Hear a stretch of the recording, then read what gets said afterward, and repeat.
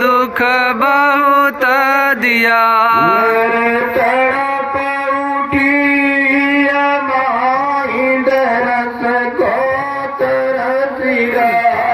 मेरे तड़प उठी माई दरस को तरस रहा।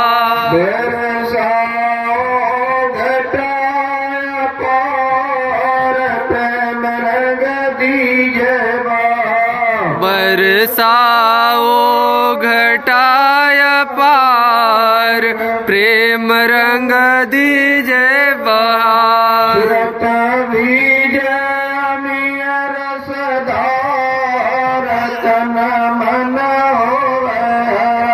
सुरत विजय अमिय रसधार तन मन होवे हरा। जीवन सुफल जाय तुम गुण गाओ सदा। मेरा जीवन सुफल हो जाय तुम गुण गाऊं सदा। मेरा जीवन सुफल जाय तुम गुण गाओ सदा। मेरा जीवन सुफल हो जाय तुम गुण गाऊं सदा।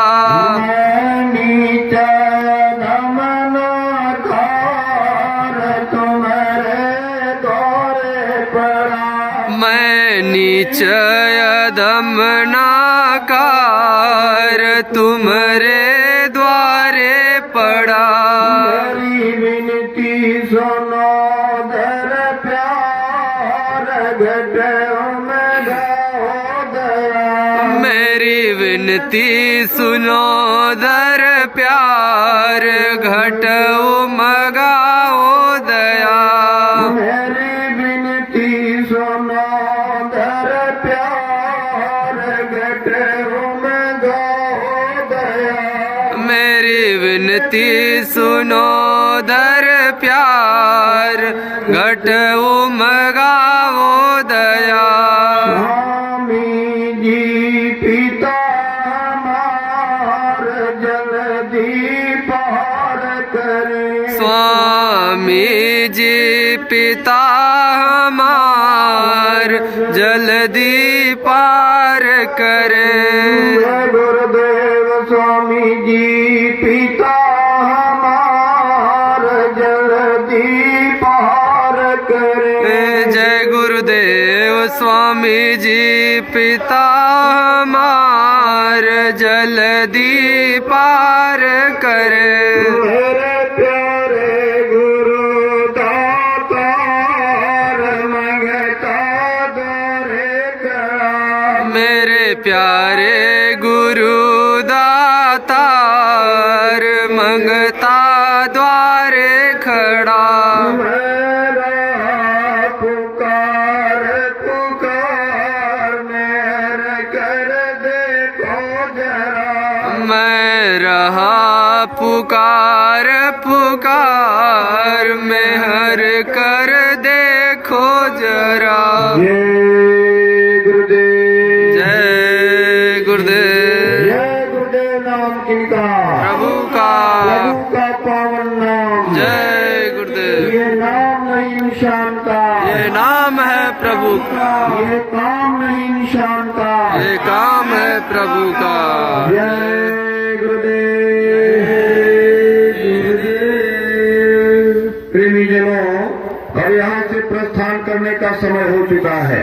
जिम्मेदार भाई लोग आगे आगे चलेंगे। घंटा संग आगे आगे बजेगा, पीछे से आप सभी लोगों को चलना है। 2 लाइन बनाकर चलना है। तो आज है दिनांक 16 जनवरी 2023 और सुबह के 7:30 बज रहे हैं। परम पूज्य स्वामी जी महाराज के आदेशानुसार अब नेपाल और भारत की धरती पर ग्रामवासियों को निमंत्रण देने जाने के लिए हमारे सत्संगी प्रेमी भाई बहन निकल चुके हैं। जय गुरुदेव।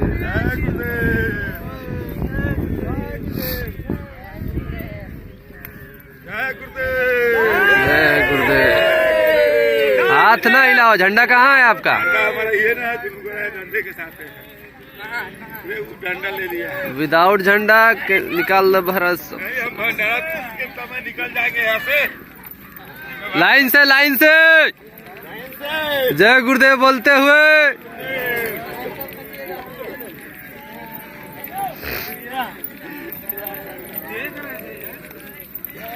तो आज ग्रामवासियों को निमंत्रण देने जाने के लिए निकल चुके हैं बाबा जी के सतयुग सिपाही। जय गुरुदेव। जय गुरुदेव। उनके साथ 1-2 आदमी जाइए, अकेले मत जाइए।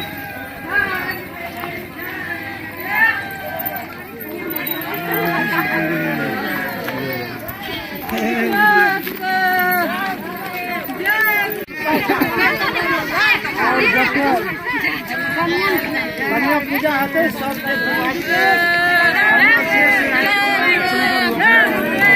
जय गुरुदेव। जय गुरुदेव। जय गुरुदेव। जय गुरुदेव। जय गुरुदेव। जय गुरुदेव।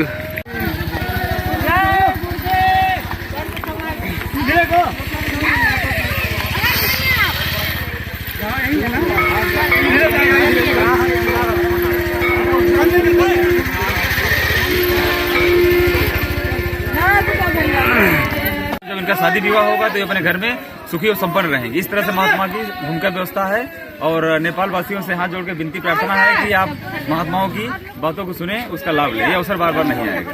जय गुरुदेव। उनको जरूर लेके आइए। उनके चरित्र की रक्षा सुरक्षा हिफाजत के लिए बाबा जय गुरुदेव जी महाराज ने अपने हाथ से बरकत देने वाले हैं। वो आगे चल के उनके सतीत्व की रक्षा करेगी। जय गुरुदेव। जय गुरुदेव। चलेगा। बाबा जय गुरुदेव जी महाराज ने सत्संग स्थल में आप लोगों के भंडारे का महाप्रसाद वहाँ तैयार कराए हुए हैं। आप लोग जरूर आइए। आपके घर में अगर कुंवारी कन्या है तो उनको जरूर लेके आइए। उनके चरित्र की रक्षा सुरक्षा हिफाजत के लिए अपने हाथों से बरकत देने वाले हैं। जय गुरुदेव। जय गुरुदेव। चल के उनके सतीत्व की रक्षा करेगी। जय गुरुदेव। जय गुरुदेव।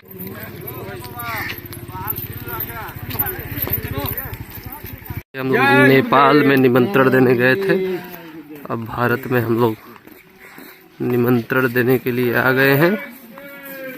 यहाँ के भी ग्रामवासियों को निमंत्रण देना है। जय गुरुदेव। पूरे परिवार के साथ आइएगा। जय गुरुदेव। जय गुरुदेव।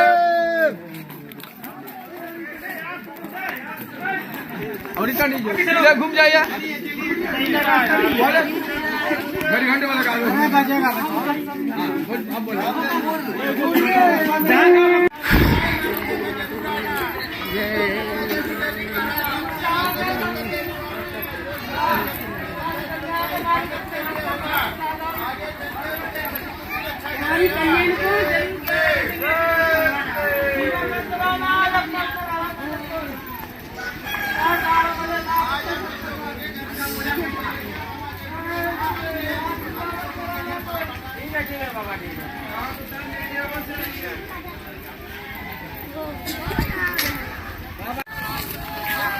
घर घर गांव गांव संदेश देते हुए, निमंत्रण देते हुए हमारे गुरु भाई बहन अब भारत के घोर मोहना नामक स्थान में गांव में पहुंच चुके हैं निमंत्रण देने के लिए।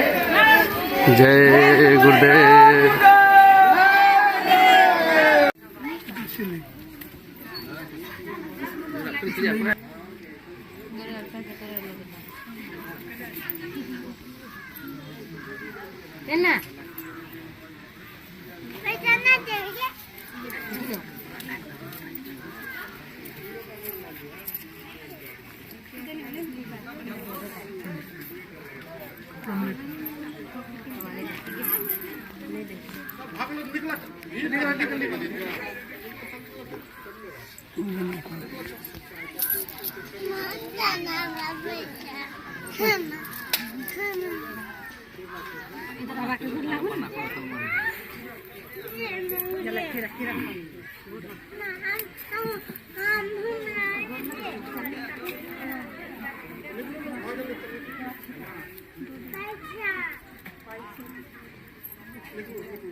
दो बच्ची है। दो लड़कियां है। दो लड़कियां है।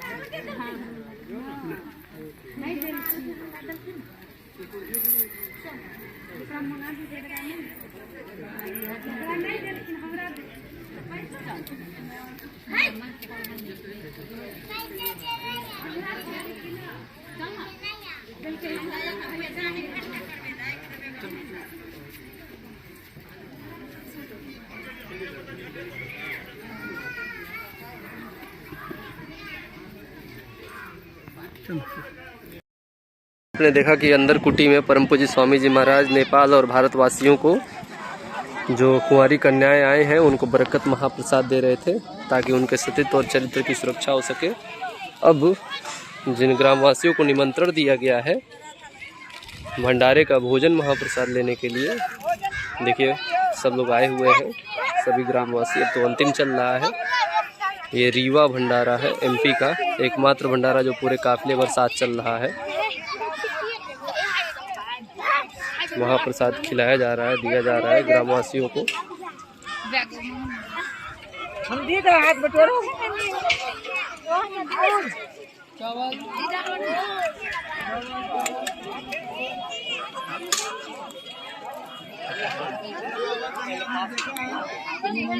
हम लोग आपको बुलाएं।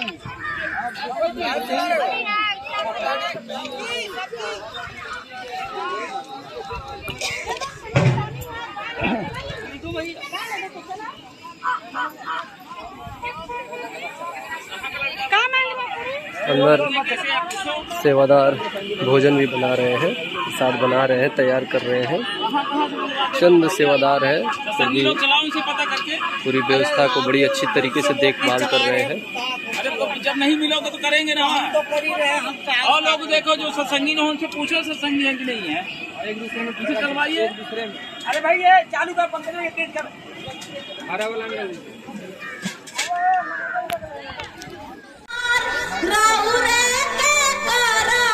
हम आदर सत्कार गुरु जी आदर सत्कार।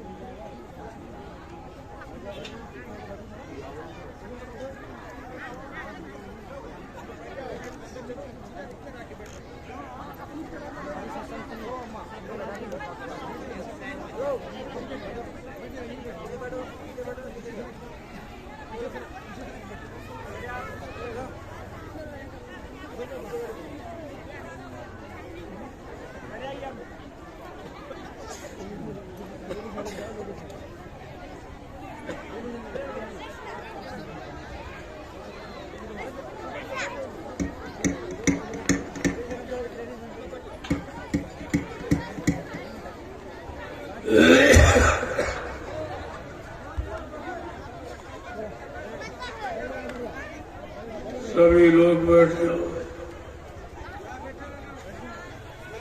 आप लोग बैठ जाओ। देखो सत्संग हमेशा बैठ के आमने सामने रूबरू फेस टू फेस सुनना चाहिए, क्योंकि सत्संग वचनों का असर प्रभाव तब आपके सीधे मन बुद्धि चित्त पर पड़ेगा। जब वाणी का सीधा प्रसारण होता और धारा उधर से आती तब इसका मिलान होता। उस मिलान में अगर आप कुछ समझ गए तो उसका लाभ मिलेगा। ऐसे सुनने सुनाने का कोई लाभ नहीं। इसीलिए कहा सत्संग कोई कथा वार्ता नहीं है, ये कोई कानों का विषय नहीं है, ये मन का विषय। जब तक तुम्हारा मन इन वचनों को स्वीकार नहीं करेगा और कार्य रूप में परिणित नहीं करेगा तब तक इन वचनों का कोई लाभ नहीं मिलेगा। इसीलिए कितना दिन हो गया सुनते सुनाते कोई असर प्रभाव नहीं हो। क्यों? कान सुनते रहे, एक तरफ सुना एक तरफ आपने निकाल दिया। अगर तुम्हारे मन ने स्वीकार किया होता तो अब तक आप कहाँ के कहाँ पहुंच गए, कितनी तरक्की हासिल कर लिए होते, कितना आपको सुकून शांति में रख चुके होते, लेकिन ये तो सब विपरीत हो गया। आप सोचते थे धर्म आएगा, लेकिन अधर्म बढ़ गया। सोचते थे पुण्य होगा, पुण्य कर रहे हैं, पुण्य आएगा, पुण्य पाप बढ़ गया। अरे भाई सत्य बोले, सत्य कहा जा रहा, झूठ बढ़ गया। कहा नहीं रहम करो, दया करो, रहम करो, दया करो, ये मारकाट हिंसा बन गई। ये सब उल्टा क्यों होता चला? क्या कभी आपने इस पर विचार किया है? क्या मानव बुद्धि से कभी आपने सोचा है कि ये तुम्हारे विपरीत सब क्यों होता चला जा? बीमारी, महामारी, लड़ाई झगड़ा, दैवी प्रकोप, दुर्घटनाएं, अकाल मौत, ये सब बढ़ती चली जाए और इसको रोकने का कोई उपाय किसी के पास नहीं। न कोई राजनीति में रोक सकता, न धर्म नीति। ये दोनों नीतियां आपकी फेल हो गई। फिर ये ग्रंथों का मतलब क्या? ये रामायण, गीता, बाइबल, कुरान और मतलब यानी गुरु ग्रंथ साहब, इन धार्मिक किताबों के लिखने का और सुनाने का, पढ़ने का, याद करने का मतलब क्या है? क्योंकि माहौल सब उल्टा हो गया और दिन पर दिन बिगड़ता जा रहा। अभी आपने बिगाड़ नहीं देखा जो आगे आने वाला, इसीलिए मैं बराबर 4 दिन से आपको आगाह कर रहा हूँ कि आगे का समय बहुत खराब, जिसका कोई अंदाज नहीं लगा सकता, कोई ज्ञानी विज्ञानी बना नहीं सकता। ये किसी के बताने की बात नहीं है, ये संत महापुरुषों के अनुभव की बात है। वो तो सामने ऐसे ही देख रहे जैसे आप आंख से देखते, ऐसे अपनी आत्मा की दिव्य आंख से बराबर देखते रहते हैं। अब क्या होने वाला, अब क्या होने वाला, अब कैसा समय आएगा, अब कैसा, और उसी की आपको जानकारी देते रहते। लेकिन तुम ये समझते तो हमारे जैसे हाथ पैर नाक मुंह वाले हैं, तो इंसानी चोला तो रहेगा ही। जो इंसानों के लिए आया है, इंसानों को रहम और दया और सेवा का पाठ पढ़ाने के लिए, वो तो इंसानी शक्ल में रहेगा। लेकिन उसका काम देखिए आप किस तरह का काम से पहचान होती। ये 4 दिनों से लगातार आपको आगाह किया जा रहा, आपने सुना कि नहीं सुना, ये तो आपकी जिम्मेदारी है। लेकिन जो कल का समय आ रहा, वो तुमको ये सोचने के लिए मजबूर कर देगा। जो मैंने 4 दिन में आपको बताया, ये सब सोचने के लिए तुम मजबूर हो जाओगे। इतना खराब समय मैंने उसी खराब समय से बचाने के लिए आपको कुछ साथ भी लेके आया, वो भी आपको बांट रहा हूं, दी रहा हूं, जबकि ये काम कोई नहीं कर। कितना भी तुम्हारा हमदर्दी हो, लेकिन ये काम नहीं कर सकता। किसी के पास आने वाली मुसीबतों से, बीमारियों से बचाने का इंतजाम किसी के पास, वो केवल संत महात्मा फकीरों के। वो जानते हैं, उन्हें मालूम है हर पल घड़ी का हाल उनको मालूम।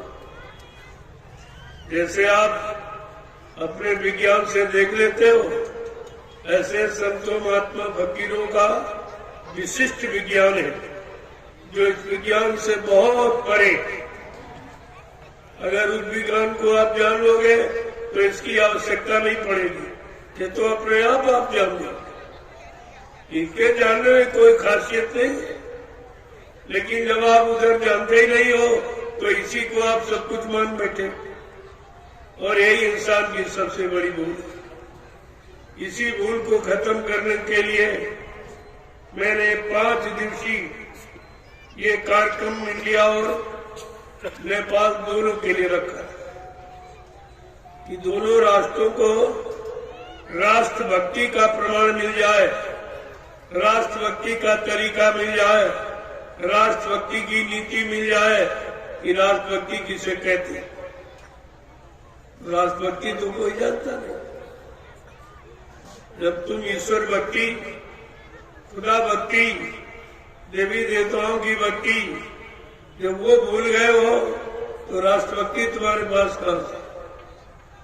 जो राष्ट्रीय संपत्ति का दुरुपयोग करता है वो राष्ट्रभक्त कभी नहीं करता। यहाँ तो सब यही कर रहे हैं, सब राष्ट्रीय संपत्ति का दुरुपयोग और अपने को राष्ट्रभक्त कहलाना चाहते हैं। ऐसा तो कभी हो ही नहीं सकता। इसलिए अगर राष्ट्रभक्ति सीखनी है तो सर्वप्रथम ईश्वर भक्ति आपको सीखनी। जब ईश्वर भक्ति, खुदा की भक्ति ये जान जाओगे तो तुम्हारे पास शक्ति आ जाएगी। उसी शक्ति से तुम अपना बचाव कर सकते और दूसरों को भी लाभ दे सकते। तुम्हारे पास तो ऐसी कोई भक्ति है नहीं, ना ऐसी कोई भक्ति की शक्ति है, क्योंकि तुमको तो जड़ भक्ति सिखाई गई और जड़ भक्ति में सारा समय गंवा दिया और जड़ भक्ति कभी काम करती नहीं। जैसे मुर्दा कभी काम नहीं करेगा, काम तो जिंदा ही करेगा। जब तक जिंदा रहेगा काम कर सकता, मरने के बाद वो काम नहीं करेगा। लेकिन इस बात को कितने लोग समझ पाए? सब तो मुर्दा भक्ति कर रहे, इसी को जड़ भक्ति और उससे कुछ होने वाला है नहीं और ना ही कुछ आपने कर पाया, न अपनी मुसीबत आपत्ति दुखों को दूर कर पाया और न ही समाज परिवारों को आपने सुख शांति दे पाया। तो तुम्हारा ये सब करने का मतलब क्या?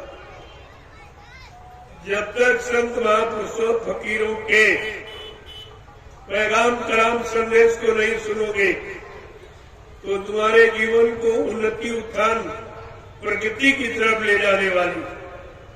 जब तो वो नहीं सुनोगे तब तक तुम्हारे अंदर कोई परिवर्तन, किसी तरह का कोई परिवर्तन, और ये होना अति अनिवार्य है। परिवर्तन निश्चित है, इसे कोई माई का लाभ रोक नहीं सकता। परिवर्तन होगा और होके रहेगा। ये सब आपको करके दिखा दिया जाएगा, लेकिन परिवर्तन के पहले परिवर्तन की जानकारी, परिवर्तन की भूमिका की जानकारी देना अनिवार्य है। ये लोग कहेंगे पहले क्यों नहीं बताया? इतना बड़ा परिवर्तन होने जा रहा था तो आपने बताया क्यों नहीं? मैं 4 दिन से लगातार आपको उसी परिवर्तन की जानकारी दे रहा हूं जो आपने कभी सुना नहीं था और कभी किसी ने किया नहीं, और तुम्हारे लिए किसी ने सुख शांति कोई योजना, कोई भूमिका व्यवस्था बनाई नहीं। मैं ये सब लेके आया हूं, लेकिन कोई लेने वाला तो दिखाई दे, कोई लेने वाला नहीं। जैसे इनको जरूरत ही नहीं, ये बेचारे समझ ही नहीं रहे कि आगे कैसी मुसीबत आ रही, तब हमको इसकी आवश्यकता पड़ेगी। लेकिन उस समय ये चीज आपको कहां से मिली? गुजरा हुआ जमाना आता नहीं दोबारा। जो समय वक्त घड़ी निकल जाती वो दोबारा आपके हाथ नहीं लगी। जो समय आपने 4 दिन का निकाल दिया आत्मा की, वो 4 दिन का समय अब आपको जीवन में नहीं मिलेगा। इसीलिए तो उसकी जरूरत बताई जाती थी कि फिर ये आपको सुनने को नहीं। ये किताबों की लिखा पढ़ी नहीं है, ये कोई स्वार्थ लोलुपता और पद लोलुपता की बात नहीं है, ये आत्मिक उद्धार की बात है। और तुम आत्मिक उद्धार जानते नहीं। ये आत्मा परमात्मा का संबंध क्या है, खुदा और रूह का संबंध क्या है, फकीरों का, संतों का संबंध क्या है, मुर्शिदों का, गुरुओं का संबंध क्या है, ये तो आपको पता नहीं कुछ। एक तो आप जानते नहीं हो और कोई बताए तो मानते नहीं। ये 2 बीमारी आपको और परेशान की। एक तो सही सच्ची अच्छी बात आप जानते ही नहीं। अगर कोई दया कृपा मेहरबानी करके बता दे तो उसको मानते नहीं। तो कैसे काम बनेगा? काम बनाने के दो तरीके, या तो स्वयं आप सक्षम हो, स्वयं कर लो, या जो कर रहा हो उसको सहयोग करो। तीसरा कोई तरीका नहीं। और दोनों तरीके आपको नहीं, न तुम कर सकते हो और दूसरा कर रहा न तुम उनको सहयोग दे सकते हो। तो ये काम फिर कभी नहीं, कभी कोई नहीं कर सकता। ये बिगाड़ के सिवा अब तुम्हारे हाथ कुछ लगने वाला नहीं है। और बिगाड़ के बाद परेशानी ही परेशानी नजर आएगी। अभी आपने लड़ाई क्या देखी? अभी आपने खून खराबा क्या देखा? अभी चोरी डकैती कत्ल बलात्कार क्या देखा? ये तो सब आगे आ रहा है। और उसी से बचने बचाने का ये उपाय संत महात्मा फकीर समय के पहले बता रहे, ताकि आप समय से इंतजाम कर लो, अपना कोई न कोई साधन बना लो। लेकिन नहीं करोगे तो फिर तुम जानो तुम्हारा काम। जब तुम्हारे हक में अगर धक्के ही लिखे हैं तो कोई क्या करेगा? जब जैसी हो तब तब तैसी मति होए, काल रेख की लेख को मेट सके नहीं कोई। जो होनी आपने तैयार कर, होनी जानते हो किसे कहते? जो आपने किया है उसका परिणाम अब मिलने वाला उसको होनी कहते। धर्मशास्त्रों ने इशारा करके कहा, होनी होनहार बलवान, इसे कोई मत मानो झूठी। गई मंथरा पास के कई, पिला दही बूटी। राम लखन वनवास सिधारे, दे राजा दशरथ की छुट्टी। इसे कोई मत मानो झूठी। पर नारी के हेतु रावणा, नियत करी खोटी। परिणाम क्या हुआ? लंकगढ़ सोने की। कोई नहीं रोक पाया। इसे जो आपने किया है वो तो परिणाम आपके सामने आने वाला है। फिर भी संत महात्मा फकीर अपनी आध्यात्मिक शक्ति के द्वारा उसे कम करना चाहते, और कोई भौतिक शक्ति नहीं काम करेगी। अपनी आध्यात्मिक शक्ति के द्वारा उसे कम करना चाहते।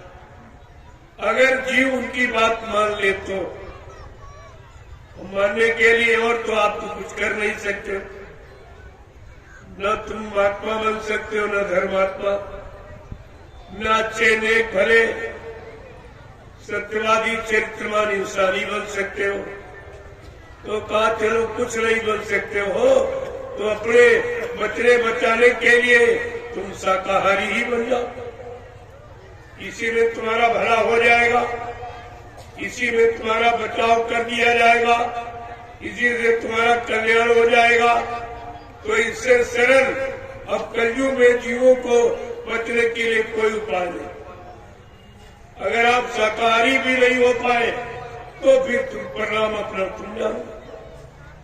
लेकिन तुम्हारे लिए ये कहा जा रहा, अगर आप शाकाहारी हो जाओ तो कुदरत से तुम्हारे लिए कुछ फरियाद कर दी जाएगी, कुछ प्रार्थना अर्जुन मिन्नत कर दी जाएगी कि नहीं भाई कलयुग के कमजोर गंदे जीव भोगी विलासी है, नहीं समझ पाए हैं, इन पर दया कर दिए। एक बात तो इन्होंने मान ली। अगर ये भी नहीं कर पाए तो फिर महात्मा भी आपकी मदद नहीं करेगी।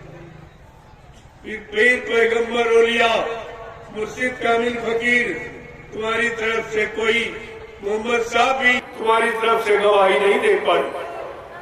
अगर आप इतना भी नहीं कर सके अपनी रूह को निजात दिलाने के लिए, जीवात्मा का कल्याण कराने के लिए और खुदा का दीदार और परमात्मा का दर्शन कराने के लिए, अगर इतना भी नहीं आप कर पाए, इस शाकाहारी भी नहीं बन पाए, तो इससे सरल फिर कोई उपाय, इसके सरल कोई उपाय नहीं। ये तो भी आपसे प्रार्थना की जा रही, जबकि प्रार्थना जीव को करनी चाहिए। गलती जीव कर रहा है और तुम्हारे बदले प्रार्थना संत महात्मा फकीर कर। इनको कहते हैं हमदर्द। ये तुम्हारे हमदर्द, ये तुम्हारे शुभचिंतक है, ये तुम्हारे रहबर रहनुमा, जो तुम्हारी तरफ से तुम्हारे बचाव के लिए, तुम्हारी सुरक्षा के लिए कुदरत से फरियाद कर। मान जाओगे तो अच्छी बात है, नहीं तो मानो न मानो खुशी आपकी। हम मुसाफिर हैं, अभी अपने घर जाएंगे। हम कोई रहने के लिए आप थोड़ी, हम तो एक इशारा करने आए थे कि चलो जितने जीव बच जाए, जिनको परेशानियां आने वाली है रुक जाए, महामारी बीमारी आने वाली बच जाए, तो घर मतलब यानी अगर आप अपना हित लाभ कल्याण चाहते हो तो अपना लीजिए।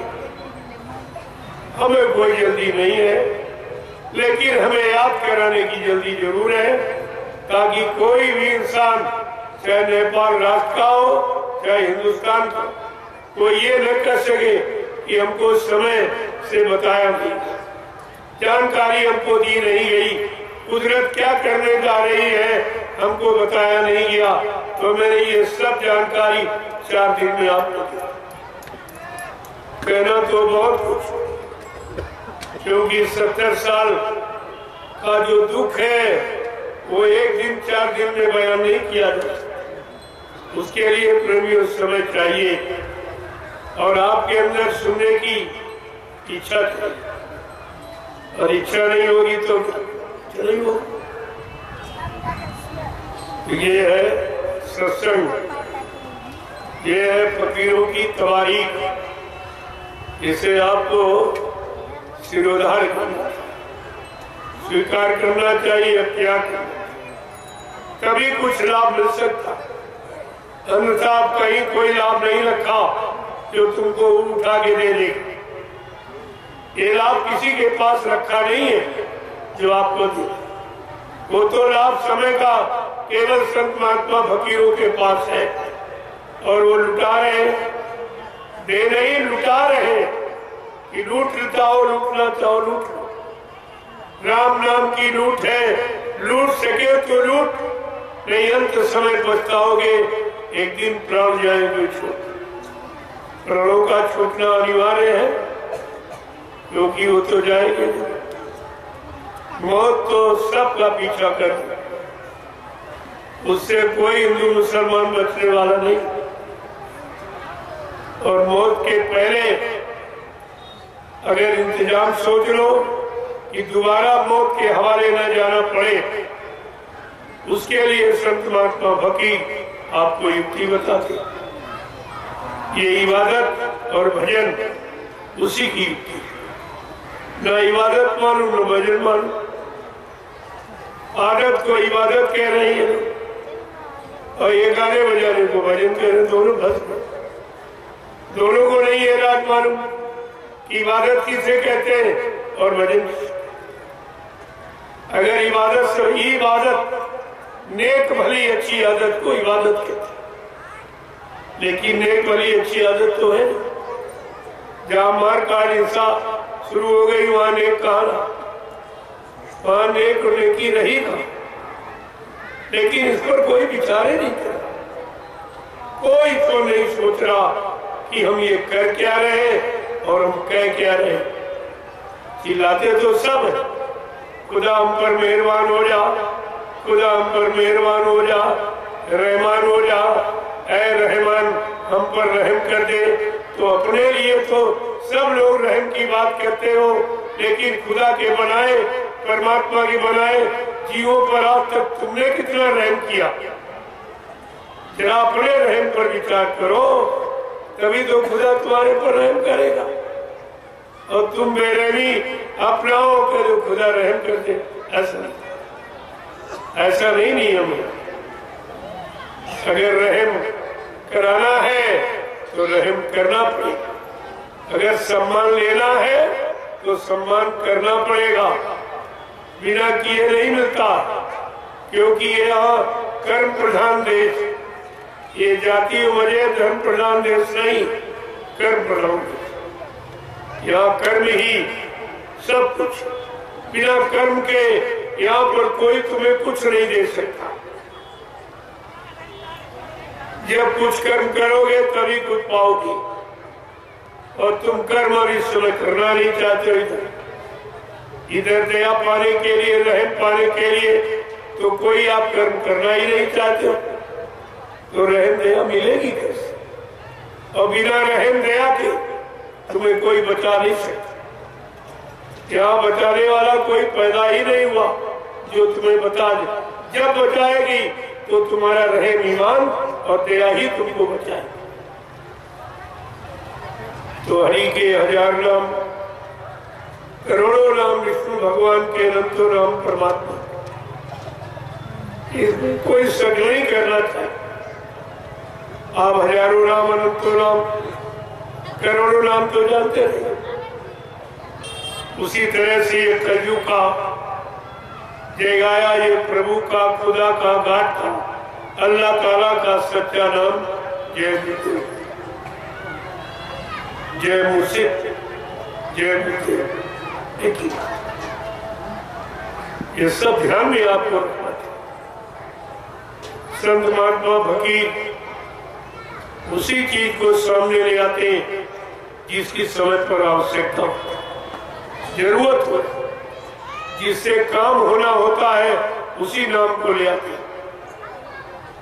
क्योंकि जीव की स्थिति परिस्थिति देखते हैं कि जीव के अंदर शारीरिक ताकत, मानसिक ताकत, बौद्धिक ताकत कितनी है, कितनी नहीं है, उसी के अनुसार नाम को जगाते हैं और सिद्ध करते हैं, और वही नाम जीवों के लिए रखते हैं कि ये का नाम जीव कर दे सकता और इस नाम से जीव का काम हो सकता। लेकिन हम लोग इस आंतरिक राज को जानते हैं। संत महात्मा फकीरों के इस राज को हम लोग जानते हैं कि उनका ये क्या राज रहस्य। लेकिन गोस्वामी महाराज ने इशारा किया कि जाना चाहसी गुण गाती और नाम ची जप जानो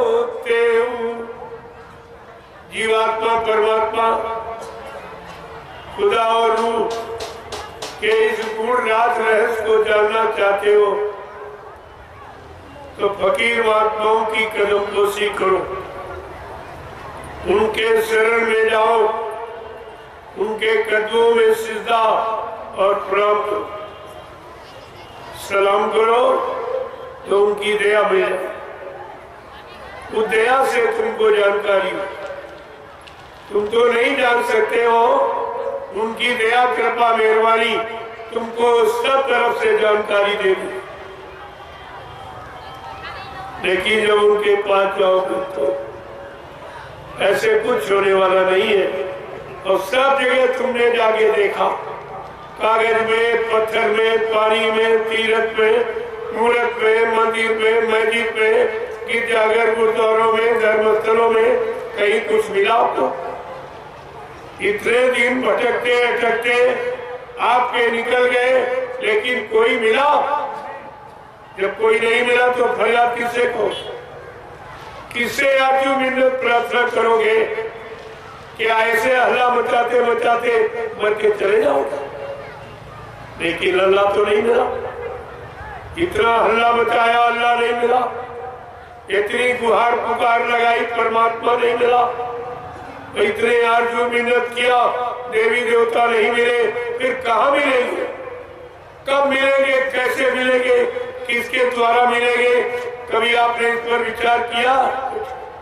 ऐसे बैठे न जानकारी किसी से लेते हो, न जानकारों की तलाश करते हो, न खोज करके उनसे अपनी बात पूछते हो। कुछ नहीं, अपने मन मुक्ता में आके अल्लाह बजाना शुरू कर दिया। तो इससे तो कुछ होने वाला है नहीं।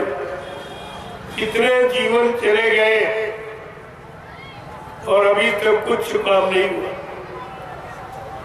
पूर्वज कितने चले गए हल्ला मचाते, हम अभी चले जाएंगे, पीछे आएंगे वो भी जब तक सही रास्ता और सही जानकारी और सही जानकार नहीं मिलेगा तब तक ये यानी अंधाधुंध चलती ही रहेगी।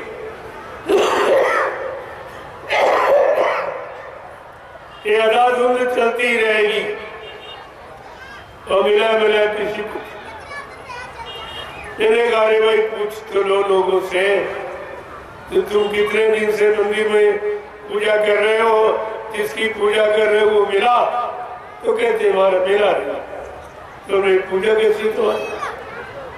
तुम्हारी पूजा ही झूठी है या तो नाम झूठा है, तुम बुला रहे हो वो बोलता नहीं है, सही नाम आपको नहीं मालूम है। ऐसे किसी का नाम मालूम ना हो और तुम बुलाने लगो, पास में खड़े वो नहीं बोलेगा तो सोता किसी और को बुला रहा होगा।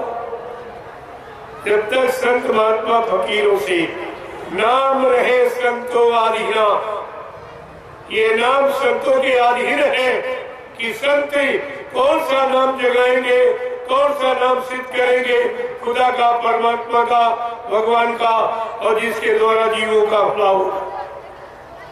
लेकिन तुमने तो कभी पूछा नहीं उससे, ना तुमने कभी जानकारी ली, और बगैर जानकारी लिए आपको बताया जा रहा, वो आपकी बात समझ में नहीं आई, वो बात हमारी आपके समझ में नहीं आई।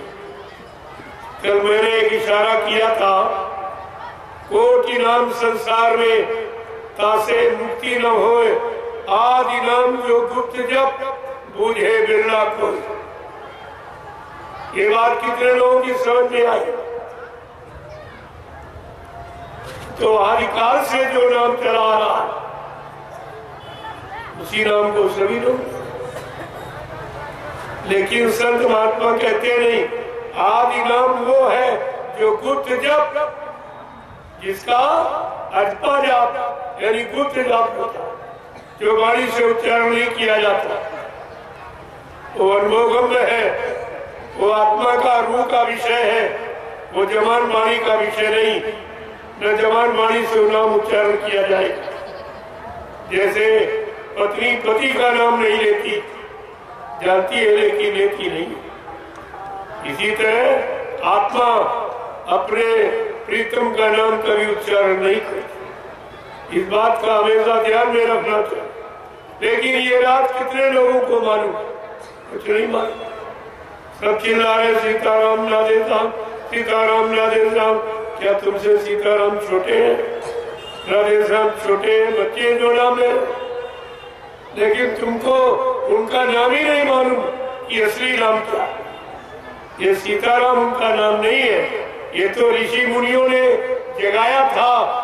जब ऋषि मुनियों को राक्षसों ने तंग किया, परेशान किया, जब यज्ञ हवन करते थे तो हड्डी और मांस का टुकड़ा फेंक देते। जब वो परेशान हो गए, उन्होंने प्रार्थना की। उस समय विश्वामित्र जी समय के गुरु थे, उनसे प्रार्थना की ये सब कैसे। उन्होंने ध्यान लगाया, साधना पर बैठे और ध्यान लगा के देखा, अरे शक्ति तो आ गई, काम करने वाली शक्ति आ गई, दुष्टों के राक्षसों का विनाश करने वाली। तो फट से उठे और साधना से और राजा दशरथ के यहाँ गए और दोनों बच्चों को मांग के लिया। राजा दशरथ को भी वही नहीं मालूम, उनको भी नहीं मालूम मेरा बेटा भगवान है, मेरा बेटा ईश्वरी शक्ति है, मेरा बेटा राक्षसों का विनाश करने वाला, यानी मतलब ऐसी शक्ति लेकर के आया। ये किसी को नहीं मालूम, अयोध्या में किसी को मालूम नहीं, लेकिन गुरु को मालूम। ये गुरु को मालूम होता है कि काम करने वाली शक्तियां कौन और कहाँ पैदा हो गई, किन घरानों में, किन माँ बाप से, उन्हें सब मालूम। किस राम जिले में, ये तो पहले का इतिहास था कि राम लक्ष्मण को किसी ने नहीं पहचाना, तो विश्वामित्र के अंदर पहचान की ले आए, मां अपने आश्रम पर रखा और सारी नीतियां, राजनीति, धर्म नीति, न्याय नीति, सत्य नीति, प्रेम नीति, ये सब सिखा। सारी नीतियों का भंडार अपने चेले राम को दे। जब नीतियां सिखा दी तब सोचा कि सब कुछ तो पढ़ा दिया इनको, अब जरा इनकी परीक्षा लेके देखे कि हमारी पढ़ाई का इन पर कितना असर है, कितना हमारा ज्ञान इन्होंने हासिल किया। तो उसके लिए कहाँ ले गए? जनकपुरी में। विश्वामित्र जी जनकपुरी में ले गए, जहाँ राजा जनक ने अपनी बेटी का स्वयंवर डाला था। तो बड़े बड़े जितने बड़े बड़े धनवान बलवान बुद्धिमान सबको आमंत्रित किया। जब सब इकट्ठे हो गए तो राजा जनक ने अपना फरमान जारी किया कि मैंने आप लोगों को क्यों निमंत्रित किया कि मैं अपनी बेटी का विवाह करना चाहता और बेटी के विवाह का आधार है अदिगो धनुष, जो ऋषि दधीच की हड्डियों से बना। जो इस धनुष को तोड़ देगा बस उसी के साथ मेरी बेटी का ब्याह करेगा। केवल इतनी बात है, लेकिन इसमें एक तीर से कितने निशाने, मैंने ये देख लिया। और उसी समय में सभा में विश्वामित्र जी अपने चेलों को लेकर, लेकिन गुरु चेले को कोई पहचान नहीं पाया। सबके बीच में बैठे लेकिन पहचान कोई, यानी गुरु चेले की पहचान किसी को नहीं होती। उस समय वो राजा रावण विद्वान वो भी नहीं पहचान पाया, ब्रह्मांड बाणासुर वो भी नहीं पहचान पाया, बाल ब्रह्मचारी परशुराम जी पूरी रात चेला से झगड़े करते रहे वो भी नहीं पहचान पाए। और जब राजा जनक ने अपना फरमान सुनाया कि एक एक योद्धा अपने शक्ति का परीक्षण करेगा, मैं शक्ति परीक्षण करूंगा, एक एक उठे और अपने अपने शक्ति का परीक्षण करें। तो सब उठने लगे। सबके अंदर एक लालच भरा था। वो लालच क्या था कि राजा जनक के बेटी थी, बेटा नहीं था। तो लोगों ने सोचा कि बेटी भी मिलेगी और राजपाट धन दौलत ये सब मिलेगा, तो जिसके बेटा नहीं। इस लालच में सब दौड़ पड़ी था।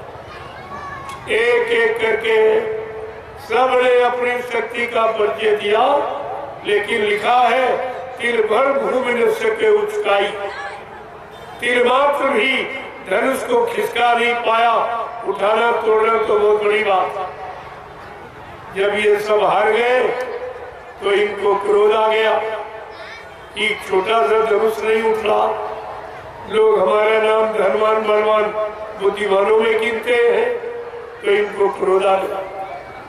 जब मनों में क्रोध आता है तो बुद्धि का विवेक अंग शून्य हो जाता। ये क्रोध सब जला देता, विवेक और बुद्धि का ज्ञान सब जला के राख कर देता।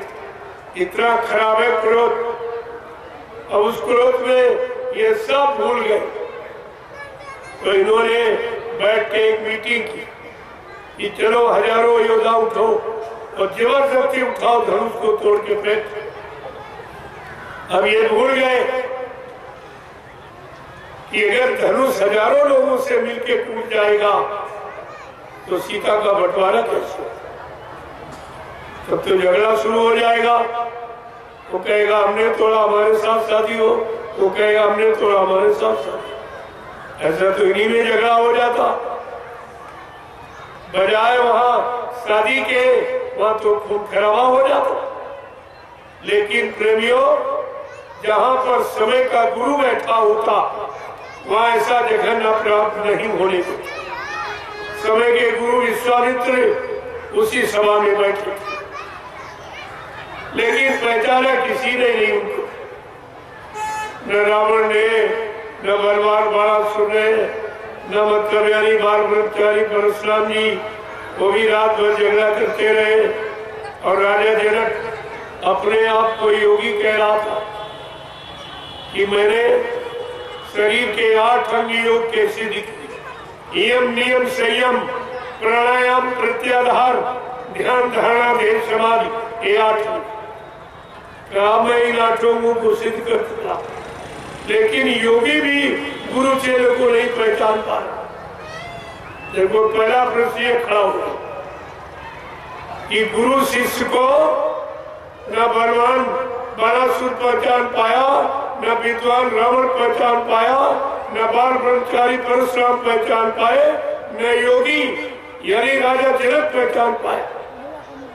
जबकि विश्वामित्र एक सामाजिक गुरु थे, आत्मिक गुरु नहीं थे, यानी सदगुरु नहीं थे, गुरु थे। जब गुरु को इतने लोगों ने नहीं पहचान पाया तो प्रेमियों, आज बाबा जय गुरुदेव जी महाराज जो समय के सदगुरु, इनको कौन पहचानेगा? ये भोगी विलासी, ये स्वार्थी लोभी लालची, ये चरित्रहीन मानो क्या समय के सदगुरु बाबा जय गुरुदेव जी महाराज को पहचाने? ये आपको विचार करना चाहिए। ये जानकारी एक मिली कि गुरु और चेले की पहचान किसी को कोई नहीं पहचान। प्रेमियों, अब जब हजारों योद्धा उठे, वो भी तोड़ने के लिए चले। गोस्वामी महाराज लिखते रामचरितमानस में, सहस भूप सब एक ही मारा और उठे उठावे तेरे नटारा। हजारों योद्धा उठे, वो भी धनुष को खिसका नहीं पाए। जब सब हार गए तब बेचारे कहते कर चले सब दंड प्रणाम, दंडवत प्रणाम करके धनुष को चले, सब हारी मान गए।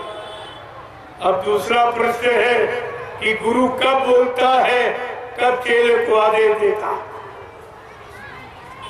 गुरु कब बोलता है? जब सब हार गए, किसी से काम नहीं हुआ। अगर चाहते तो विश्वामित्र पहले आदेश देते राम को और धनु तोड़ा सकते थे, लेकिन प्रेमियों वहां झगड़ा शुरू हो जाता। कहते क्या इनका चेला बहादुर है कि हम ये काम नहीं कर सकते? इसलिए गुरु सबको मौका दिया, सबको मौका दिया। और सब जब हार गए, अब वो सोचने लगे कि जब सब हार गए, अब मेरी बात सब सुनेंगी, अब सब मानेंगे। तो विश्वामित्र ने क्या सोचा कि विश्वामी तैसम शुभ जानी और बोले आती इसने मृदुबानी। ब्रह्माचार्य विश्वामित्र ने अपनी शुभ घड़ी मुहूर्त जान करके अति मीठे स्वर में बोली। क्या बोले कि उठव राम भंजव शिव चापू और मेटवता जनक पर काबू। अपने चेले राम को आदेश दिया कि उठो, राजा जनक जिस दुख से जल रहा, इसके दुख को दूर करो। ये नहीं कहा धनु तोड़ो शादी करो। राजा जनक जिस दुख से जल रहा है, इसके दुख को दूर करो। गुरु का आदेश हमेशा दुख दूर करने के लिए, लोभ लालच मान सम्मान राज पाट धन दौलत पाने के लिए नहीं। देखो कितनी शिक्षा आपको मिली, एक तीर से कितने निशाने हो रहे। गुरु की पहचान, चेले की पहचान, गुरु कब बोलता, कब चेले को आदेश देता, ये सब। अब जब चेले राम को आदेश दिया तो राम शंका में आ गए।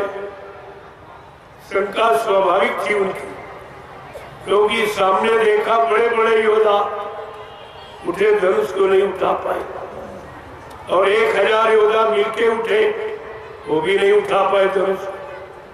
तो कहा क्या गुरु जी ने बगैर सोचे समझे आदेश दे दिया? अगर शिष्य को अपनी शक्ति का एहसास करा दिया जाए तो प्रेमियों अहंकार आके देर नहीं लगती। इसलिए काम तो कराते गुरु, लेकिन एहसास नहीं हो रहा। ये कभी एहसास नहीं कर पाओगे कि हमने कुछ किया। हमेशा अपने में कमी ही देखते हो। ये कमी ही तुम्हारे एक दिन महानता का कारण बन जाती है। एक तो जब विश्वामित्र ने आदेश दिया चेले राम को, तो राम को शंका हो गई, क्या शंका में तुम्हारी तरह से गुरु को छोड़ के भाग गए थे?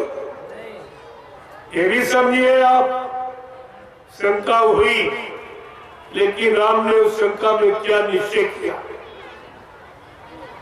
कि गुरु ही प्रणाम मैं मन मन कीना, तब राघव उठाए धनु लीना। अंदर में गुरु को प्रणाम करना। शंका तो हुई, लेकिन शंका में गुरु को प्रणाम कर रहे हैं कि गुरु महाराज जय गुरुदेव, जय गुरुदेव, जय गुरुदेव। गुरु जी, अब हमारी जय पराजय तुम्हारे ही आदेश आपने दिया है, शक्ति बल आपको देना पड़ेगा। इस काम पे सफलता विजय आपको ही करानी पड़ेगी। मेरे बस का कुछ नहीं, कह रहे नहीं विद्या नहीं बाहुबल नहीं, मेरे पास तो कुछ नहीं है, आपकी दया के बगैर मैं कुछ नहीं कर सकता। प्रेमियों, ऐसी दीनता जिस साधक भक्त के अंदर आती है, वो अपने गुरु की दया पाने का पूरा अधिकारी बन जाता है। और ये आज किसी में है नहीं सीखा भाव, और तुम सब ऐसे छोड़ के भाग गए। कोई परीक्षा भी नहीं ली गई, कुछ तुमसे कहा भी नहीं गया, तुम्हारा कोई नुकसान भी नहीं किया गया, और तुम फिर भी गुरु को छोड़ के भाग गए। कोई इधर भाग गया, कोई उधर भाग गया, कोई उधर। अरे इस अपने इतिहास से आपको शिक्षा लेनी चाहिए कि गुरु शिष्य का संबंध कैसा होता, गुरु शिष्य का रिश्ता कैसा होता, गुरु शिष्य पर कैसा मतलब यानी भाव रखते, और शिष्य गुरु पर अपनी कैसी कुर्बानी करता, तब वो गुरु की दया पाने का अधिकारी बनता। ऐसे थोड़ी कुछ मिलता है। और तुम सब ऐसे ही चाहते थे, मिला मिला कुछ नहीं, जो था वो भी चला। सब छोड़ के भागे, कोई नहीं किया। 45 करोड़ चेला मथुरा में बने। मथुरा में लगा था मेला, और मेला में ये बन गए सब चेला। आज मेला खत्म, चेला खत्म, कोई चेला नहीं। ये मेला में चेला बने थे, इसलिए मेला खत्म हुआ तो चेला नहीं था, कोई नहीं दिखा। ऐसे गुरु भक्तों पर क्या भरोसा किया जाए, कहाँ छोड़ दे, कहाँ हट जाए, कहाँ से बच जाए। इसलिए गुरु सब तरफ की परीक्षा लेके ऐसे नहीं पक्का करते, क्योंकि आगे सतयुग आ रहा। सतयुग की व्यवस्था ऐसे लोभी लालचियों चोरों पर थोड़ी सौंप दी जाएगी कि जिनकी कोई क्वालिटी नहीं। 4 प्रकार के भक्त मारे गए, आरत, अर्थार्थी, जिज्ञासु और ज्ञानी। इनकी तो कोई क्वालिटी नहीं, इन भगवानों की कोई क्वालिटी। सब छोड़ के भाग जाए, गुरु को छोड़ के सब भाग गए। अब बताइए, सतयुग का सेहरा किसके सिर पे बांध दिया? यहाँ तो सब भगोड़े निकले, सब स्वार्थी लोभी लालची निकले, कोई गुरु का भक्त नहीं निकला। आपने गुरु नानक देव जी महाराज का इतिहास पढ़ा होगा। सिखों के प्रथम गुरु थे। जब गुरु नानक देव जी महाराज के 4400 शिष्य हो गए, तब उनको चिंता हो गई कि मेरे शिष्यों की संख्या तो बढ़ती जा रही, लेकिन इसमें मेरा सच्चा आशिक कौन, जो मेरे सिवा न किसी को जानता, न मानता, न पहचानता, न किसी की सुनता। ऐसा एक भरोसा, एक बल, एक आत्मविश्वास, ऐसा कौन? तो अपने सच्चे भक्त की परीक्षा के लिए गुरु नानक देव जी महाराज ने तैयारी की और संगत से कहा, कल समूची संगत आएगी, मैं एक आवश्यक संदेश दूंगा। और रात भर में उन्होंने तैयारी कर ली, एक झोपड़ी बनवाई, झोपड़ी में एक तरबूज का फल रखा, एक तलवार रखी और एक प्रेमी को बैठा दिया, एक बकरे को बंद किया, एक बाल्टी लाल रंग पानी भरवा के रखा। जब सवेरे संगत आई तब गुरु नानक देव जी महाराज ने कहा कि सब लोग लाइन से खड़े हो जाए। जब सारी संगत लाइन से खड़ी हो गई तब गुरु नानक देव जी महाराज ने कहा, हमको सर चाहिए सर। जैसे आवाज लगी तो सबसे आगे प्रेमी खड़ा था, बड़ा खुश हुआ कि अगर मेरा सर गुरु के काम आ जाए तो मेरा जीवन सार्थक हो जाए। गुरबाणी कहती है, शीर्ष दिए गुरु मिले तो भी सस्ता जान।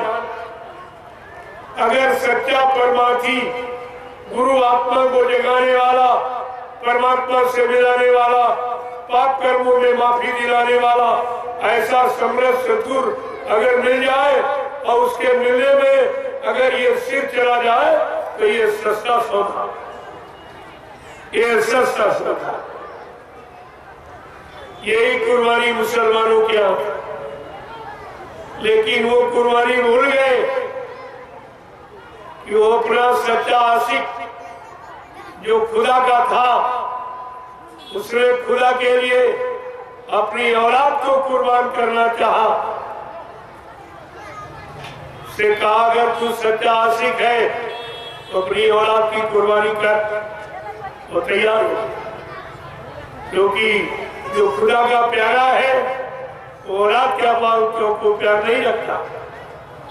वो सब कुछ भेंट करने के लिए, न्यौछावर करने के लिए, कुर्बान करने के लिए तैयार हो, लेकिन खुदा ऐसा नहीं करता। वो तो केवल परीक्षा ही ले रहा। तो उसकी जगह फट से एक मेमना, भेड़ का बच्चा सामने आ गया। नहीं, इन जीव में भी तेरी रूह है, काटने मारने का अधिकार नहीं। बस वहीं से इन लोगों ने एक बना लिया कि ये मेमना, ये हमारी कुर्बानी में बाधक हुआ, लिया जा तब से ये मेमना नहीं तो बकरा, बकरा नहीं तो मुर्गा, मुर्गा नहीं तो अंडा, और नहीं तो मछली, सब बात को नहीं समझा। उसने औलाद की कुर्बानी, अगर तुम सच्चे खुदा के आशिक हो तो औलाद की कुर्बानी करके दिखाओ, मान ली जाए तुम्हारी कुर्बानी। ये हिंसा, हत्या कभी कुर्बानी नहीं होती। ये कुर्बानी का अर्थ ही नहीं जानते। कुर्बानी का मतलब क्या? जो स्वेच्छा से कुर्बान हो जाता है, स्वेच्छा से अपने आप को आप समर्पित कर देता, कंप्लीट सरेंडर, उसको कुर्बानी कहते। बगैर फकीरों के जरिए आप कुछ समझ नहीं सकते हो, मनमानी करके अपना नुकसान कर सकते। तो प्रेमियों, वो प्रेमी हंसते हंसते झोपड़ी के अंदर चला गया। जो वहां प्रेमी पहले से बैठाया गया था, उसने तलवार उठाई और तरबूज पर मारी तो खच की आवाज, बकरे का कान में था तो म्यां की आवाज। एक लोटा लाल रंग पानी फैला दिया और बाहर निकल के पानी आया तो संगत ने देखा, अरे इसका तो काम हो गया। ऐसे प्रेमियों 1 2 3 4 5 अंदर गए, लेकिन छठे का नंबर आया तो गुरु नानक देव जी महाराज ने फिर कहा, हमको सर चाहिए सर। तो भद्रमती, एकदम भद्रमती कोई दिखाई नहीं। आज भी आपने पढ़ा होगा पंच प्यारे, 4400 शिष्यों में गुरु नानक देव जी महाराज के 5 प्यारे निकले, लेकिन बाबा जी के 45 करोड़ चेलों में एक भी गुरु का प्यारा नहीं निकला, एक भी गुरु का प्यारा नहीं निकला। सब स्वार्थी लोभी लाची, कोई जमीन का प्यारा, कोई पैसे का, कोई आश्रम का, कोई मंदिर का, कोई मान सम्मान का, कोई पदों का प्यारा निकला, लेकिन गुरु का प्यारा एक भी नहीं। तुमने तो सारे गुरुओं पर पानी फेर दिया, सारे गुरुओं संतों सदगुरुओं के मुंह पे तुमने काली पोती। तुम्हारा कोई अपराध क्षमा करने योग्य नहीं, तुम कहां मुंह दिखाओगे? आगे आने वाले भविष्य में लोग पूछेंगे, बाबा जय गुरुदेव जी महाराज के 45 करोड़ चेला थे, लेकिन कोई नहीं निकला जो गुरु की गति संभालता, गुरु का पद संभालता। गद्दी संभालने वाला निकला तो 2.5-3 बरस का वो ड्राइवर, वो भी शराबी। न गुरु का शिष्य, न सत्संगी, न शाकाहारी, न नामदारी, न संस्था का मेंबर, न एक पैसे का भी सेवा, न एक डेलिया पर मिट्टी उठाई मथुरा, वो सब कुछ बन गया तो क्या करते? जिसने कुछ नहीं किया वो सब कुछ हो गया, और तुमने सब कुछ किया तो कुछ नहीं। यही तुम्हारी पहचान है। आगे आने वाले भविष्य में आप इस भारत की जनता, नेपाल की जनता को क्या जवाब दो?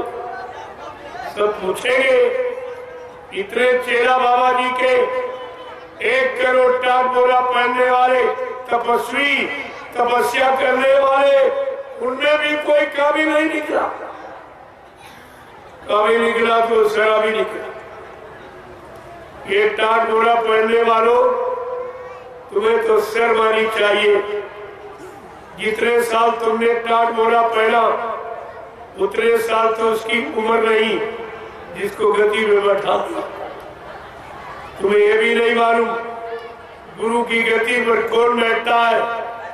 गुरु का समकक्षी, गुरु के समान आत्मज्ञानी, आत्मा को जगाने वाला, परमात्मा से मिलाने वाला और जीवों को पाप कर्मों से माफी दिलाने वाला, वो गुरु की गति का अधिकारी होता।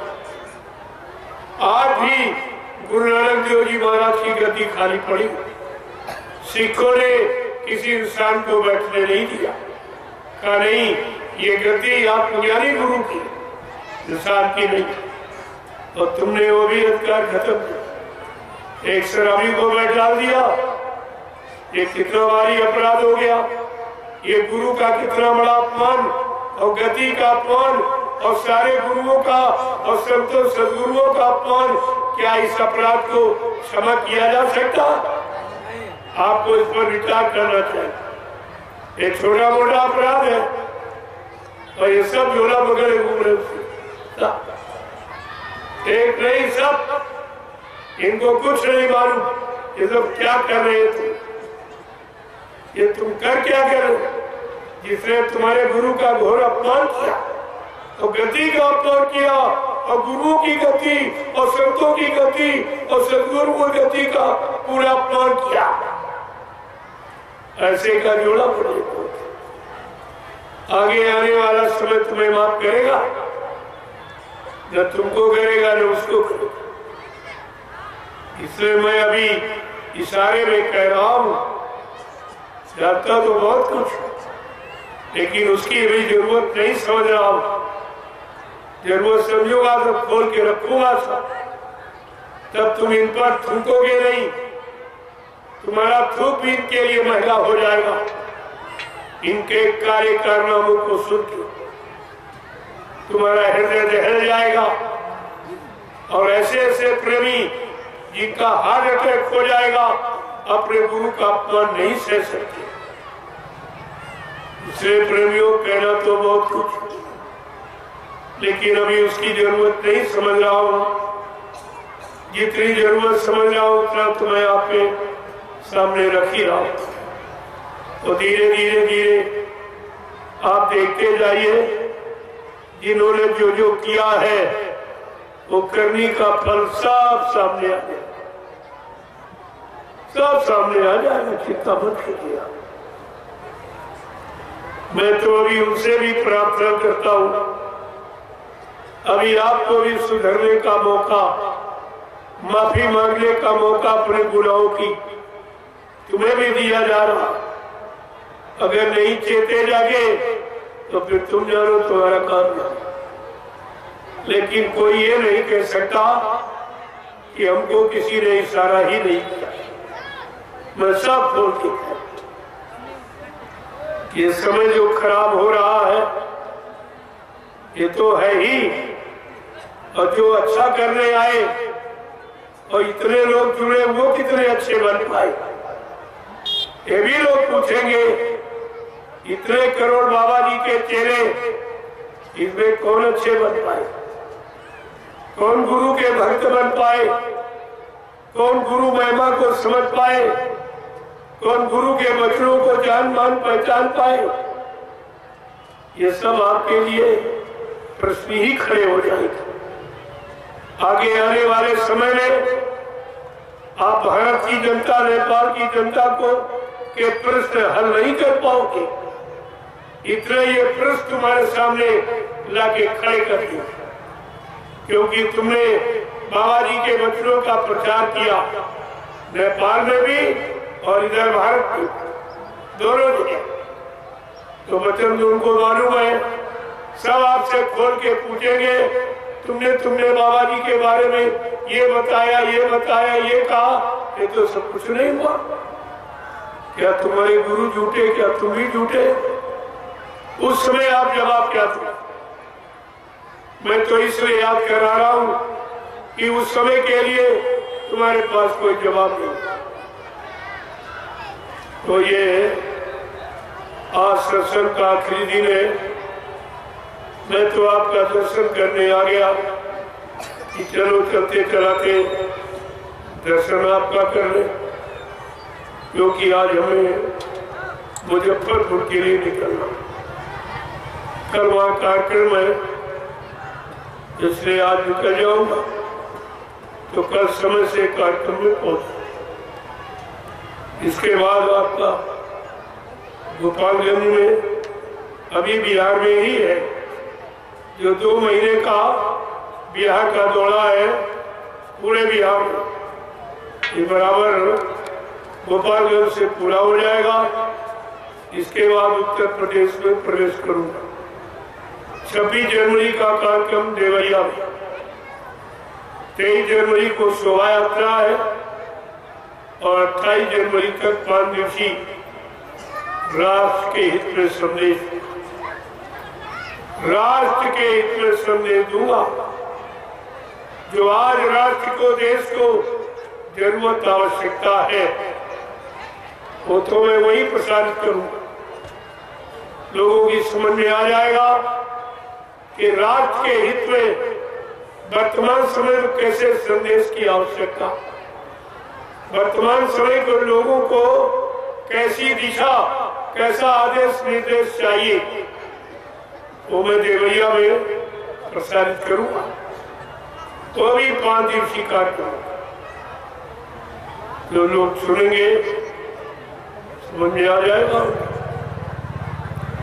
ये 2 महीने का ये तूफानी दौर जो 3 प्रांतों का था, उत्तर प्रदेश, झारखंड और बिहार, और आपका ये नेपाल, ये 4 जगह था, ये पूरा हो जाएगा। इसके बाद फिर आगे की भूमिका बढ़ेगी, कहीं और काफिला निकलेगा तो आपको जानकारी मिलेगी। जय गुरुदेव, जय गुरुदेव, जय गुरुदेव, जय गुरुदेव। नाम किसका? प्रभु का प्यारा नाम। जय गुरुदेव। अब आप लोग खड़े हो जाओ, खड़े हो जाओ। आज समापन दिवस है। मैं आपसे क्षमा मांगूंगा क्योंकि हमें दूसरे कार्यक्रम के लिए निकलना, तो समय से पहले विराम ले रहा हूं। फिर कभी अवसर मौका मिलेगा, गुरु महाराज की दया होगी तो आप सबके दर्शन करूंगा और गुरु के अनमोल वचनों की जानकारी आपको। अभी तो मैंने बहुत थोड़ा सा एक इशारा किया क्योंकि अभी कुछ और काम होना है, इसलिए उसकी तैयारी कर रहा हूँ। जब उसकी तैयारी हो जाएगी तो आपको बता दूंगा कि अब क्या होना है, क्या होना चाहिए, किससे बचाव होगा, कैसे सुरक्षा होगी, कैसे रक्षा होगी, ये सब जानकारी आपको समय से मिल जाएगी। जय गुरुदेव। आज मैं इस मकर संक्रांति के पावन पर्व और जो 5 दिवसीय आपको आध्यात्मिक, सामाजिक, पारिवारिक, लौकिक, पारलौकिक दोनों तरफ का संदेश आपको दिया हूँ। इसमें कोई भूल चूक, त्रुटि, गलती हो गई हो तो आप लोग छोटा समझकर हमें क्षमा करते रहेंगे। अवसर मौका मिलता रहेगा, आप सबके दर्शन करता रहूंगा, गुरु के अनमोल वचनों को आप सबके कान तक पहुंचाता। मेरा और कोई तीसरा काम नहीं, इसके सिवा कुछ। और आप देखते जाइए, ये सब तुम्हारे सामने नजरअंदाज हो, सब दिखाई देगा। आज तो आपको लग रहा होगा बड़ा आश्चर्य कि क्या कह रहे हैं, क्या, लेकिन हम वही कह रहे हैं जो आगे आने वाले, जिसको आप नहीं देख रहे, नहीं जान पा रहे, मैं उसी को बता। लेकिन जब आ जाएगा तब तुम्हारी समझ में सब आ जाएगा। लेकिन फिर पछताए होगा जब चिड़िया सारा समय वक्त निकल गया, तब आप जागे चेते तो उससे कुछ भला होने वाला है, फिर तो वो भोगना ही पड़ेगा, वो तो आपको बर्दाश्त करना पड़ेगा। समय के पहले अगर जाग जाओ, चेत जाओ, होश में आ जाओ, ये आपकी बुद्धिमानी मानी जाएगी। जय गुरुदेव।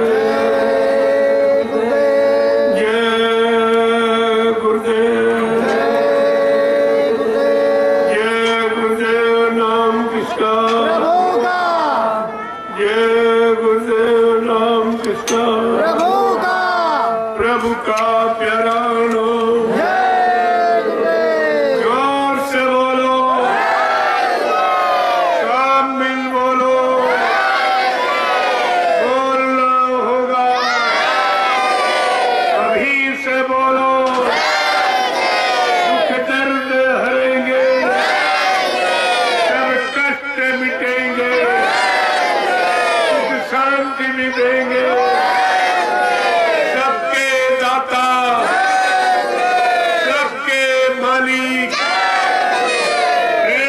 बोले ये नाम नहीं इंसान का, ये काम नहीं इंसान का। इस बात को समझदारी में रखिए आप। अब ये काम किसी इंसान के बस का नहीं जो करके दिखा दो। आप ये सब देख रहे हो और धीरे धीरे ये सब तुम्हारी समझ में आ जाएगा। अब ये सबका पर्दाफाश होना, कोई बचेगा नहीं इसमें, छोटे से छोटा और बड़े से बड़ा, क्योंकि सबने भारत माँ को लूटा।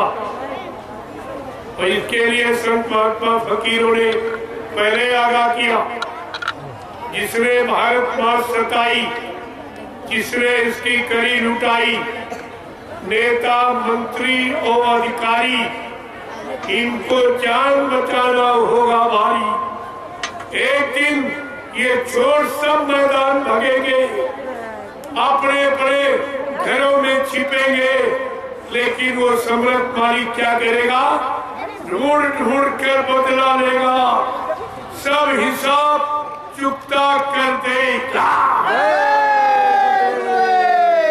तब इनको अपनी खोटी करनी समझ में आई। अभी तो हंस रहे हैं, इनको नहीं मालूम जो हंसा वो फंसा, वो निकल नहीं पाएगा। संत महात्मा फकीरों की वचनवाणी को सुनकर जो हंसता वो फंसता जरूर, और ऐसा फंसेगा जो कभी निकल नहीं पाएगा। तुमने जो अन्न खाया है, धन खाया है, ये तुम्हें देना पड़ेगा। तुम्हें मालूम नहीं है वो लेने वाला कितना महान है। कहा देता है तो छप्पर फाड़ देता है, लेकिन जब लेता है तो चमड़ी उधेड़ लेता है। इस बात का हमेशा ख्याल रखना चाहिए। देने वाला इतना नादान नहीं है, इतना अज्ञान नहीं जितना तुम समझते हो। वो देता देकर लेना भी जानता, इसलिए दिया है, उसको संभाल के रखो, सही तरीके से उसका सदुपयोग करो, अच्छे कामों में, अच्छे खान पान में, तो तुम्हारा भला हो जाएगा। अगर गंदे खान पान और गंदे तरीके से खर्च करोगे तो भारी नुकसान होगा। ये आप गांठ बांध लीजिए। जय गुरुदेव। अब आप लोगों का चलते चलाते हम दर्शन करना चाहते हैं। हर व्यक्ति का दर्शन करें और सबको फिर से प्रणाम करें, और आपको ये चलते चलाते महाप्रसाद तुम्हारी सुरक्षा का तुमको दे। अगर शाकाहारी रहकर आप इसका प्रयोग करोगे तो ये तुम्हारी पूरी मदद करेगा। हर तरफ ये जय गुरुदेव नाम भी सबकी मदद, चाहे हिंदू मुसलमान कोई हो, नाम काम करता है। नाम कोई जात पात हिंदी उर्दू अंग्रेजी भाषा का नहीं होता, वो काम करने वाला नाम होता है। इसलिए ये जय गुरुदेव नाम प्रभु परमात्मा खुदा और गाड का और जो समय से यानी जगाया सिद्ध किया गया है संपूर्ण सारी जात के को लाभ देने के लिए, वो सबका लाभ करे। भाव को भाव अनखान सहू नाम जपत मंगल तीर्थ सु।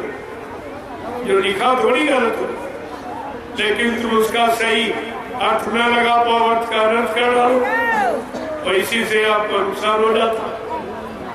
जय गुरुदेव। अब आपके लिए लाइन में खड़े हो जाओ। आप ये प्रसाद जरूर ले लो। ये राजी दाना राम दाना मत समझना, इसमें दुआ और दया भरी हुई है। अगर शाकाहारी रहने का संकल्प ले लोगे तो ये पूरा काम करेगा। इसकी आप परीक्षा करके देख लो तब मान लेना। हम ऐसी कोई बात नहीं करते जो इधर उधर वाली। करोगे जरूर लाभ मिलेगा, और नहीं करोगे तो कुछ नहीं मिलेगा। इस बात का ध्यान रखिए। इसको आप लोग ले लीजिए। जय गुरुदेव। आगे वो समय आ रहा, इस प्रसाद के लिए तुम 400-400 किलोमीटर दौड़ोगे, ये फिर मिल नहीं पाएगा। जो आज में जबरदस्ती और आपको स्वयं चल के ये बात दे रहा हूँ, और बदले में कोई इच्छा नहीं, इसके बदले कोई लेने की इच्छा नहीं है, ये ऐसा काम नहीं है। ये संतों का फकीरों का दरबार है, लेने वाला दरबार नहीं, देने वाला सब कुछ देगा। लेकिन लेना तो सीखो आप।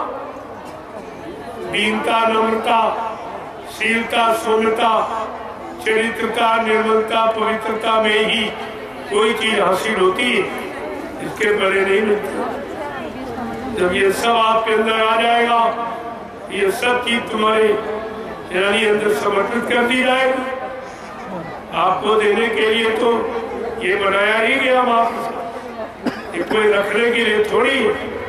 लेकिन आप जब न रह पाओ, न संभाल के रख पाओ, तो उसके लिए कोई कर। जय गुरुदेव। देखो वो झंडा गड़ा है, ये सत्यता का प्रतीक है। झंडे तो हिंदुस्तान में सबके पास है, लेकिन ये काम झंडे से कोई नहीं करा सकता। यही तो असली नकली झंडे की पहचान है।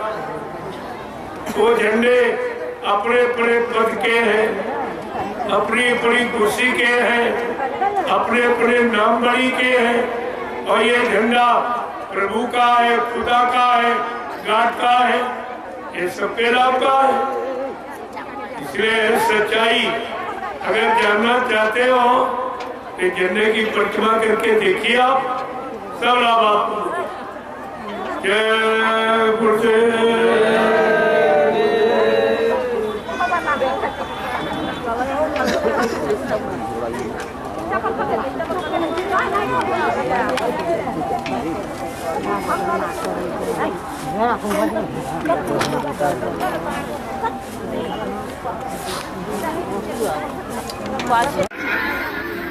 इसके बदले कोई लेने की इच्छा नहीं है, ये ऐसा काम नहीं है। ये संतों का फकीरों का दरबार है, लेने वाला दरबार नहीं, देने वाला सब कुछ देंगे। लेकिन लेना तो सीखो आप। दीनता, नम्रता, शीलता, सौम्यता, चरित्रता, निर्मलता, पवित्रता में ही कोई चीज हासिल होती है, इसके पहले नहीं मिलती। जब ये सब आपके अंदर आ जाएगा, ये सब चीज तुम्हारे यानी अंदर समर्पित कर दी जाएगी आपको देने के लिए। तो अभी सत्संग देने के पश्चात परम पूज्य स्वामी जी महाराज नेपाल की धरती से अपने अगले पड़ाव रूपवारा बिसुंदतपुर मुजफ्फरपुर जिला के लिए निकल चुके हैं। आज तारीख है 16 तारीख और अभी शाम के प्रहर में ही स्वामी जी महाराज निकल चुके हैं। नेपाल की धरती से विदा ले रहे हैं।